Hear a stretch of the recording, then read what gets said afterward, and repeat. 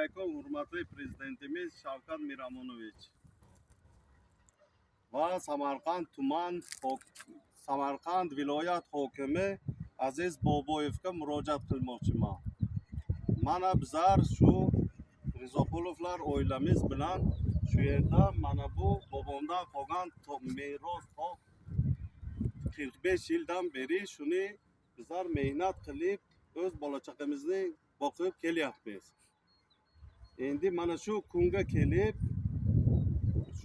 kelib hozir bizlarni ogohlantirmasdan, bizlarga hech narsa demasdan shu auksion bo'lib xabarimiz yo'q. Shu bizlardan auksionga oldilar. Davronov Hasan boshligida, fermer boshligida shu bizlarning yerimizda olyapti. Bilmadik bizlar shu qanday bo'ldi bu nimani bilmayman-u. Shu Bahriloyeva Nargiza degani u hech qanaqa mahalla, hech qanaqa Angaralmos mahallasida bizlar o'zimiz Angaralmos mahallasiga qarashlimiz. Ular u qo'shmachi tomonga bizlarga qaramaydi. Nima qilmaydi? Bu yoqqa qo'shmachi nimaga ham yo'q. Mana bu qavchinonga ham yo'q, hech qanaqa nimasi yo'q. Shu Bahriloyeva Nargiza shu tenderni olib boshqa odamga olib bergan ekan.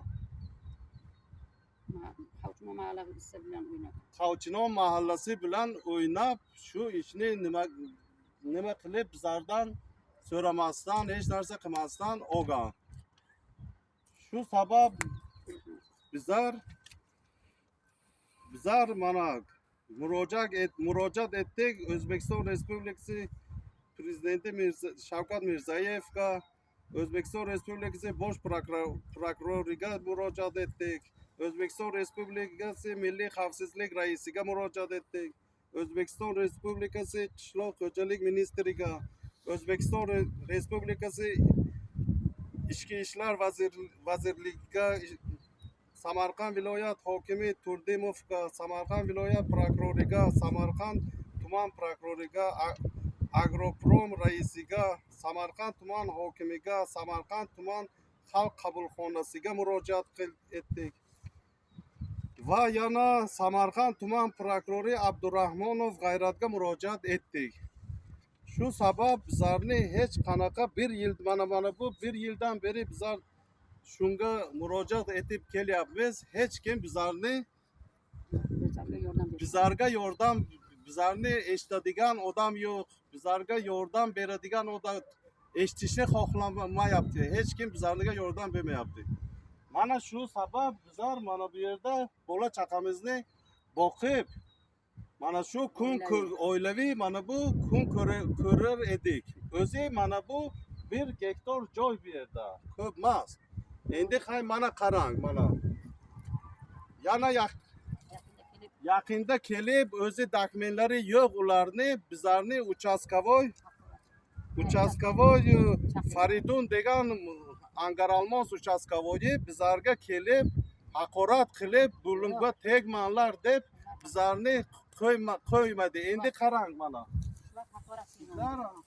Bizlar har yili mana buni toza qilib, nima qilib, mehnat qilib kelayotgan edik. Mana qaranglar. Endi hozir bu o'tlarga traktor haydab bo'lmaydi bu yerda. Bog'lagan emas. Olib bog'lab mana shu uchastkovoy bizlarni qo'ymadi, bog'lama deb so'kib nima qildi?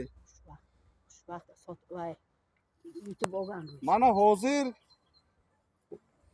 mana bu yerda endi traktor kirib bo'lmaydi. Nima deganda mana bu hosillar to'kiladi. Hosil olib bo'lmaydi.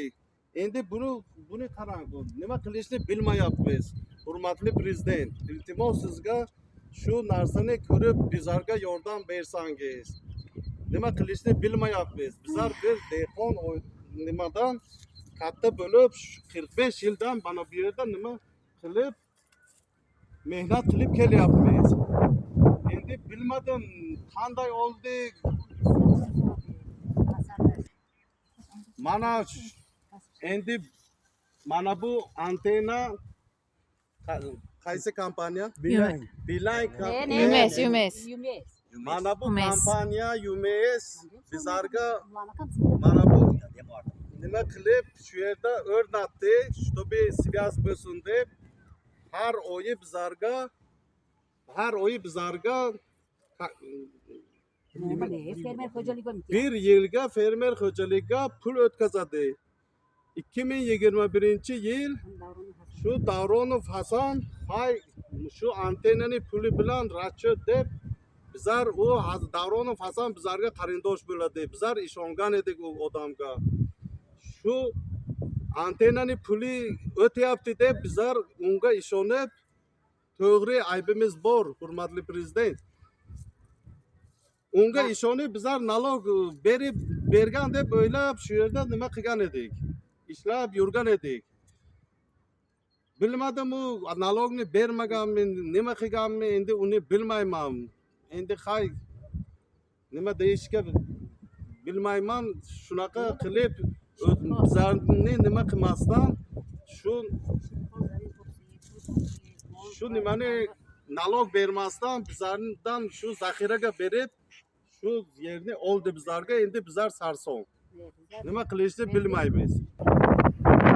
Mana hurmatli prezidentimiz Shavkat Miromonovich Mirziyoyev shu sabab endi bizlar kadastrga murojaat etdik. Kadastr ko'rib chiqib uni sudga bergan. Sudga borsak, ularni ham hech qanaqa dokumenti yo'q.